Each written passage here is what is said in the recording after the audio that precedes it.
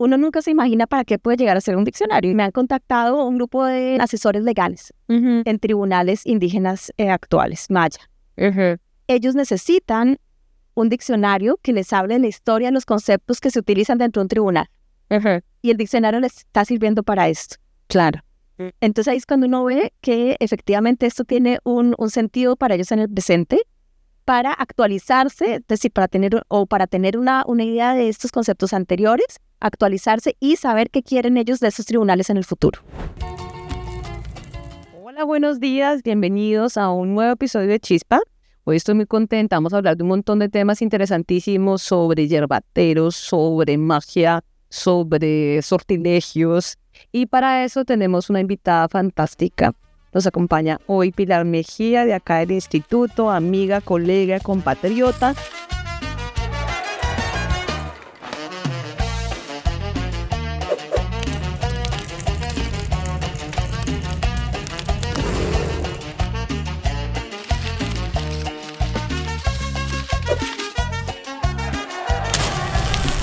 Chispa. Bienvenida, Pilar. Carla, mil gracias, ¿no? Yo muy contenta de estar acá, muy contenta de estar en este set y participar de esta iniciativa. Me alegra mucho hoy poder compartir con ustedes y estar en un espacio un poco más relajado de conversación. Uy, no, qué delicia. Y aparte, entonces empezamos hoy, nos prendemos esta conversación con una bebida muy especial. Es Jägermeister, que es un licor de hierbas. Acá tengo escritas todo lo que tiene este Kraute licor. A ver, ¿qué tiene esto? Aparte está mezclado con limón. Con limón. Tiene manzanilla, salvia, tomillo, menta, lavanda, mejorana, lúpulo. Eso se suena como a propaganda de jayón. Mejorana, semillas de anís, hinojo, cilantro, cardamomo, enebro, pimienta negra, raíces y cortezas de jengibre, regaliz. Mejor dicho, le falta burundanga. Es toda una poción. Es una poción mágica. Qué variado y me encanta. Y yo la traje porque sentía que para hablar de historia del derecho hay que estar borracho. Hay que hacer magia, no, hay que hablar de hierbas. Hay que hablar de hierbas también. Bueno, entonces salud. Salud. Tin, tin. A ver. Bueno, pues entonces, ¿qué tienen que ver las hierbas con toda esta historia, Pilar? Sí, tiene un montón que ver porque realmente yo llegué a la historia del derecho a través de las hierbas. Yo estudié inicialmente antropología y estaba haciendo una investigación doctoral sobre historia de las religiosidades populares.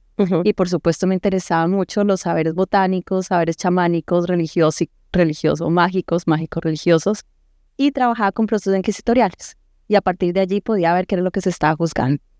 Entonces cuando llegué acá me di cuenta que, claro, proceso judicial, proceso inquisitorial, historia del derecho. Claro, era, digamos, la conexión básica, ¿no? Y poco a poco, al estar acá en Frankfurt, lo que me di cuenta, que es como lo más apasionante y por lo cual me he quedado tanto tiempo, era darme cuenta que la historia del derecho no solo se ocupa de procesos judiciales, no solo se ocupa del saber de los juristas, de tratados, de legislaciones, sino lo que hacemos aquí en Frankfurt, y digamos, eso es una vía directa de entrar, es justamente cómo hay otros saberes locales, otros saberes que no necesariamente son los jurídicos, que tienen que ver con cómo se norman las cosas. Pero hablamos un poquito de los procesos como tal, de esos saberes medicinales, mágicos, que te encontraste, que te llamó la atención cuando estabas leyendo esos documentos. Me llamaba la atención que era muy difícil entrar a ellos. Okay. Que eran muy brevemente descritos. Sí. Que tocaba leer muchísimas cosas más para saber de ellos. No solamente el proceso mismo, sino alrededor muchas cosas más que le faltaban. Entonces empecé a leer también tratados de superstición. Okay. O sea, la teología moral tenía muchísimo que ver allí. También el tratados médicos. Entonces, eso, digamos, de nuevo está en relación con eso que hacemos acá. Hacemos historia del derecho en el sentido en que tiene que ver con tratados de juristas, pero también tratados de médicos, tratados de teólogos morales y además todos los saberes locales. Entonces, para leer un proceso de esos, era imposible leerlo solamente con la mirada desde la historia del derecho como tradicionalmente se entiende. Y lo que a mí acá me fascinó y como que hizo algo clic, era darme cuenta que la historia del derecho también se ocupaba de eso que tradicionalmente yo pensaba que hacía la antropología. o la etnología, o la historia social. Y era ver esas otras prácticas para entender por qué un proceso historial se desenvuelve de determinada manera o de otra. Ahí entonces es clave el tema interdisciplinar. Exacto. Ok. Exacto. Y en ese tema interdisciplinar lo que uno se da cuenta es que cuando uno llega a un lugar desde una disciplina y le interesa algo, si la miras de otra disciplina, ve otra cosa, y si la miras de otra disciplina, ve otra cosa. Pero en la mitad queda un vacío y una falta de comunicación entre todas esas disciplinas. Y ahí es donde uno hace clic, y lo fascinante aquí en Frankfurt es que tenemos una metodología para unir diferentes disciplinas para hablar de eso que llamamos historia de las noticias. Y eso es lo que prende la chispa, ese intercambio de diferentes de formas de ver los mismos documentos desde disciplinas distintas. Sí, no solo el intercambio, sino el vacío que hay y la falta de comunicación entre diferentes niveles. Ok. Y ese vacío es un espacio para que nazca algo nuevo. Ok. Es justamente el vacío que se produce que uno, ahí puedo yo decir algo. Claro, pero ese vacío también produce angustia. Sí. ¿Y cómo se soluciona eso? Con terapia. No, con terapia maestra. Se soluciona tratando de encontrar una perspectiva nueva de observación. Es decir, no estando seguro de qué hace la historia del derecho, qué hace la antropología, qué hace la teología moral, qué hacen los canonistas, qué hacen los juristas, sino realmente decir dónde confluye esto y qué hago con toda esta mezcla de ingredientes. Claro, me gusta mucho que dices de no estar seguro, porque a veces uno piensa que la certeza disciplinar es lo que uno lo lleva a producir buen conocimiento, pero y poco hablamos de la incertidumbre, de ese no saber, ese sentirse incómodo en medio de diferentes disciplinas, que me parece que es tan chévere de entender derecho desde esa perspectiva. Y particularmente en la historia del derecho es una disciplina ya mixta, ya híbrida. Claro. Y todas las otras que hacemos también son híbridas. Y toca aprovechar eso. ¿No? Siempre se construye a través de otros, y cuando nosotros decimos que no hacemos historia del derecho simplemente, sino historia de las normatividades, eso implica necesariamente involucrar otras subdisciplinas o saberes. Y eso es lo que me parece que es más creativo y lo que produce, digamos, ese clic donde podemos dialogar con otras personas y con otras formas de ver el mundo. Claro. Hablemos de medicina legal, porque tú me estuviste hablando un rato de medicina legal. Eso ¿cómo se come? Sí. ¿Qué es y cómo se come? Ese fue uno de esos clics. Fue uno de esos clics por los cuales estamos tomando esto. Okay. Y es que, claro, yo estaba leyendo un proceso inquisitorial y de pronto en el proceso interviene procesos muy breves, descritos muy breves. Sí. Interviene un médico, el saber de un médico, y dice, no, esta mujer que usted está procesando por supersticiosa, realmente no es eso lo que tiene. La ciencia en ese momento lo que dice es que esta mujer está enferma de una enfermedad que recientemente llamamos melancolía. Y el proceso, esta mujer no puede seguir siendo procesada acá en un tribunal, sino necesita otro tipo de remedio, otro tipo de tratamiento. Debe ser sacada del tribunal, y su tratamiento será en una casa, en un hospital, con otras cosas. Yo sé cómo tratarla según los nuevos tratados médicos. Y eso fue muy lindo verlo en un proceso, es decir, no puedo entender un proceso mismo por el saber de estos juristas, por lo que estaba pasando internamente el proceso, sino por un agente realmente externo que sucedía bastante lejos de allí, pero que los médicos tenían en cuenta. Y era eso, el surgimiento de nuevas enfermedades, digamos, mentales, como se llamaría en algún momento, y en ese momento era la melancolía. Entonces ahí fue cuando yo empecé también a introducir otros saberes muy importantes que hay que tener en cuenta al hablar de historia de los saberes normativos. Pero bueno, entonces, si a mí me interesa estudiar este tipo de elementos, por ejemplo, la melancolía, ¿qué tipo de fuentes, por ejemplo, tengo que mirar? ¿Tenías certeza de que eran las fuentes que querías mirar desde un principio o cómo fue el proceso? Sí, no, uno nunca tiene certeza de las fuentes que va a mirar en principio, y esa es la idea, que uno no tenga esa certeza. Y para el periodo que yo estudio, que es, digamos, la temprana edad moderna, la época colonial, hay cientos de millones de libros escritos sobre eso. Y es algo lindo también darse cuenta que es un saber y es un momento muy incierto. Es decir, la gente está buscando respuestas, buscando remedios, está todo el tiempo debatiéndose cosas. Entonces, efectivamente, uno empieza a encontrar unas fuentes y tú encuentras una, y luego encuentras que ese mismo texto fue editado 80 veces en 100 años. Uno dice, ok, esto estaba siendo utilizado, estaba cambiando, se está actualizando, Entonces, el tratamiento de la incertidumbre tiene que ver con la gran producción normativa que existe. Y si tenemos en cuenta la producción normativa tan amplia que hay, podemos empezar a trabajar en derecho como ese tratamiento de la incertidumbre, ¿no? Okay. ¿Y, y cómo llegas al derecho canónico? Porque tú estás a cargo del diccionario de derecho canónico y eso suena atemorizante. Yo digo, Sí. "Ay, vamos a hablar de derecho canónico". A mí me empieza a dar como escalofrío. Ay, Dios mío, ¿qué me van a hablar? A mí también me producía eso, es más, todavía puede que me produzca. Uy. Pero uno llega a las cosas por casualidad. O sea, a mí me ha pasado que yo he llegado a muchos lugares por casualidad y las fuentes llegan a mí también. Entonces yo busco las fuentes y no me llegaron. Sí. Me encontraron. Entonces, yo estoy aquí en Frankfurt también un poco por accidente. Yo no pensaba llegar a un instituto Max Planck de Historia del Derecho nunca, sino yo vivía acá, hice un doctorado acá en antropología histórica, en ese momento se llamaba etnología histórica, y estaba haciendo mi tesis esta sobre la superstición, y en algún momento me habían dicho que había llegado un argentino a Frankfurt a trabajar en un instituto que por supuesto yo no conocía de que era un instituto de este tipo. Y cuando entré y estaba terminando la tesis, terminé involucrada en un proyecto de historia del derecho canónico que tenía algo que ver porque mi interés era sobre prácticas religiosas, religiosidades, creencias, valores morales, tenía muchísimo que ver, pero yo misma no sabía que el derecho canónico se podría ocupar de cosas que yo hacía desde la antropología o desde la historia. Claro. Y entonces quedé metida allí en un proyecto que tenía una biblioteca completa, ya tenía las fuentes seleccionadas, digamos, tenía una metodología en construcción.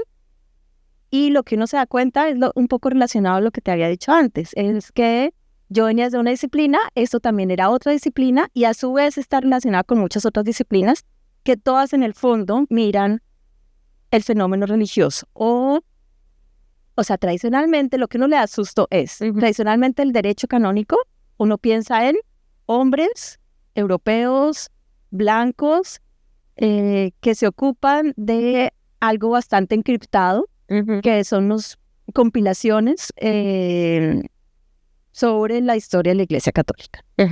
¿Sí? Este proyecto, en cambio, quería decir, vamos a mirar esto, pero cómo se ve alterado a través de las experiencias americanas. Entonces, fue una buena entrada, es decir, me enfrento a una cosa que existe, pero lo estamos mirando desde una perspectiva donde Europa no es el centro, para nada. Y es a partir de las fuentes con las cuales yo ya tenía contacto. Y que sobre todo, lo que es lindo es darse cuenta que estábamos hablando en el fondo de lo mismo, pero no lo conocía.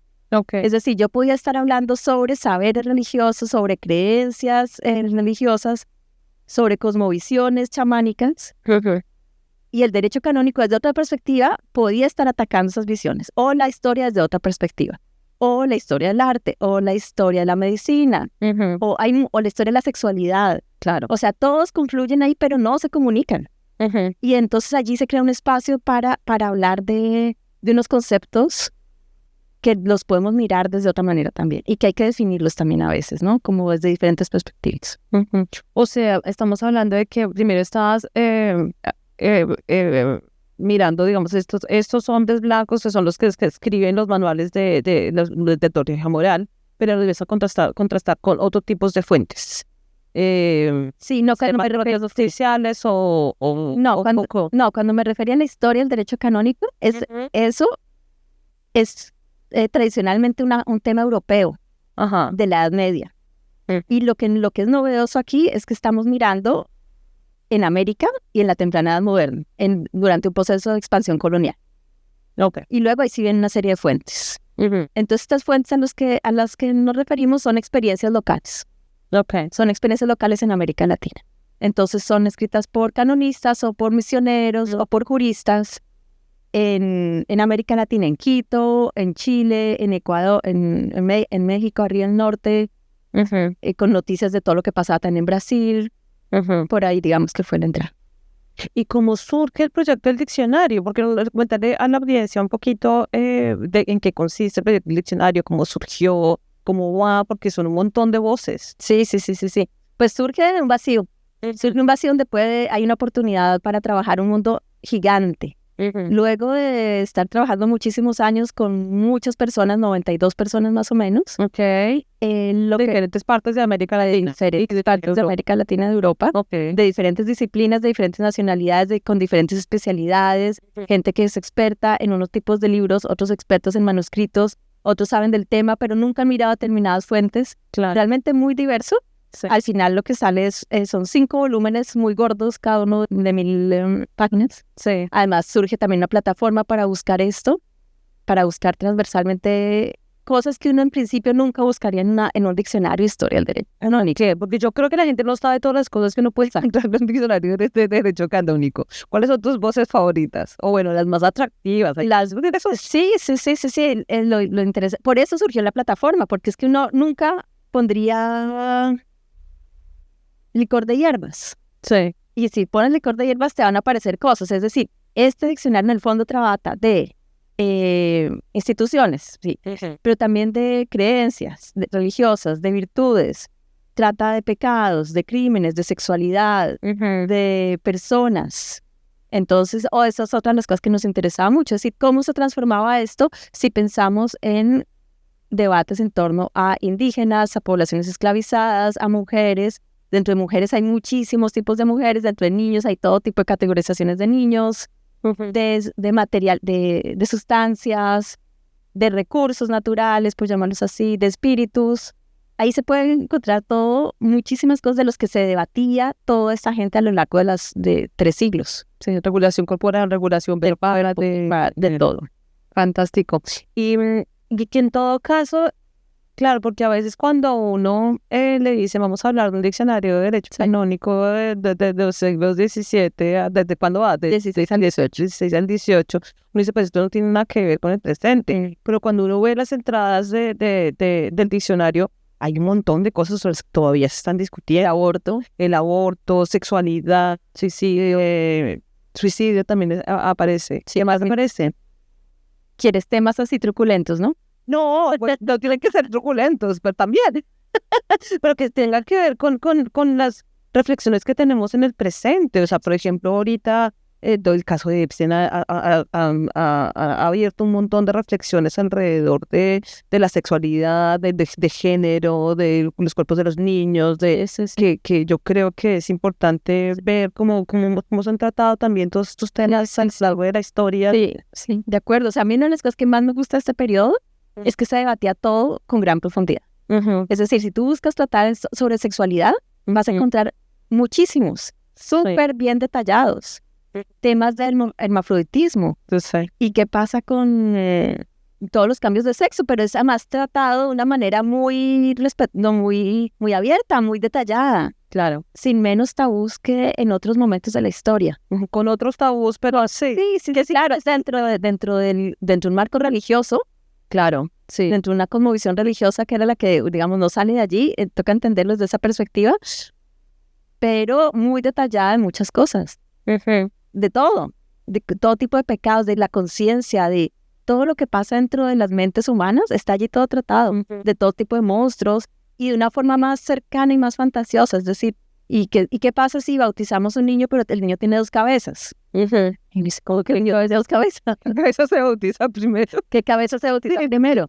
Yo me acuerdo uno que era buenísimo de qué se debe hacer si cuando el cura está consagrando el vino cae una mosca. ¿Se tiene que comer la mosca o la puede sacar? Yo me acuerdo que sea, si ya está consagrado el vino, tiene que tragarse la mosca. Porque la sangre de Cristo no se puede desperdiciar. Es muy interesante. Sí. Y eres seguro. Es decir, ¿lo escupo, en ese caso el vino, o me lo tomo y entonces caigo en un pecado, pero de qué tipo? Pero entonces es mejor caer en un pecado menor que en uno mayor. Y así. Entonces, y eso se discute páginas. Claro. Que finalmente es un ejercicio de reflexión moral, de qué hacer y qué no hacer. Sí, y de cómo se aprenden también las normas. Eso es muy interesante. Se aprenden en un libro, se aprenden comportamientos, o se aprenden... Esta gente que escribe es también mostrándolas todas las opciones que hay posibles. Y dentro de todas las opciones, ¿en qué tipo de pecados puedo caer? y en cuáles no, y si se hace esto, no, pero realmente no tenía la intención de hacerlo, la intencionalidad es súper clave. Claro, sí. No, entonces realmente es divertido. Sí. O sea, si no les interesa el derecho canónico, por lo menos vayan por la diversión.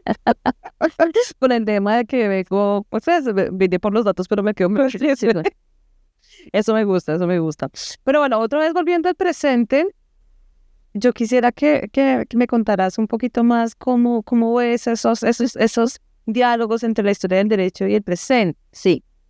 Más allá, digamos, del chisme que nos permite contrastar nuestro presente con ese otro del pasado, ¿qué más hace la historia del derecho en el presente? Sí. A mí me parece que hay algo súper importante y es que los historiadores estamos creando un tipo de pasado. Okay. Y todos estamos atados a un pasado, de alguna manera. No nos podemos desligar de allí. Y lo utilizamos con un propósito determinado. Okay. Y la historia particularmente construye unos pasados y la gente también necesita construir unos pasados para justificar un presente. Sí. Entonces hoy en día, digamos, es evidentemente claro que hay luchas por tierras que son del pasado, hay luchas por identidad, hay procesos de restitución, reparación, de búsqueda de memoria. Es decir, esto está muy vivo. Claro. Y los historiadores deben ser conscientes que el pasado se usa y hay muchos posibles usos. El pasado que producimos acá, el que producimos en un diccionario, el que producimos en libros, debería estar completamente ligado. Hay que ser conscientes que eso puede ser un proyecto o un propósito de determinado tipo de comunidad o determinado tipo de sociedad. Uh-huh. Entonces, tradicionalmente la historia no pensaba tanto en esto, en su relación con el tipo de pasado que produce. Uh-huh. De esto se ocupaban los antropólogos muchas veces o otras personas, otras disciplinas. Okay. Y hoy en día eso debe ser uno de las cosas en las que se capacita un historiador. El tipo de pasado que estoy produciendo, esto, ¿para qué propósitos tiene y para quién puede llegar a tener un propósito? Entonces yo me acuerdo que yo hace 20 años, en uno de mis primeros trabajos como antropóloga, apenas me gradué, era un grupo de antropólogos y teníamos que hacer, bueno, particularmente a mí me tocaba escribir con comunidades campesinas la historia de esos territorios en una región, en el altiplano de la cordillera oriental de los Andes colombianos. Uh-huh. Y yo trabajaba con un grupo de 8 chicos de la región. Bueno, había varias regiones, en cada uno eran 8 más o menos, y ahí escribíamos con ellos guiones Uh-huh. para hacer recorridos por sus territorios que se iban a volver reservas, áreas protegidas. Okay. Entonces mirábamos fuentes históricas desde el siglo XVI, desde anteriores prehispánicas hasta el presente, y se hacía lo que ellos llamaban unos memoriales. Construíamos sus memoriales. Era un tipo, una narración, una narratividad particular con el propósito de ellos volverse guías de esas áreas protegidas y de territorios sagrados. Y era muy claro lo que estábamos haciendo. Era una comunidad rural trabajando con un grupo de antropólogos para producir un tipo de historia específica, Uh-huh. para un fin concreto. Y era bastante claro. 20 años después, o sea, yo cuando veo que hoy en día los historiadores trabajan también, les están empezando a interesar por el tipo de historia que producen, del tipo de pasado que producen, que se usan, creo que tienen que tener una formación muy fuerte en eso, en qué periodos estamos privilegiando, qué personas estamos privilegiando, qué imágenes del pasado. Y esto porque además hoy en día, ¿no?, se hablan de los afrofuturismos o de los futurismos indígenas. Uh-huh. Eso es exactamente en esa misma línea. Claro. Y de hecho, eso es lo que iba a pasar. No solo quería que habláramos, no solamente pensar en cómo las historias y las diferentes narrativas históricas permiten diferentes interpretaciones en el presente, sino también cómo estas historias también pueden marcar diferentes caminos hacia futuro, y cuál es el papel de ficcionar el futuro en estos contextos. Sí. ¿Cómo ves ahí el tema de los futurismos? El tema de los futurismos creo que es un nuevo concepto para algo que siempre estamos haciendo, digamos, un poco más esperanzador, porque el pasado, en el fondo, en la idea que el pasado, de un uso del pasado, es también a veces con alguna esperanza del futuro. Entonces esta trae como una carga más de esperanza, ¿no? Pero siento que es un nuevo término para algo que venimos haciendo hace mucho tiempo. Uh-huh.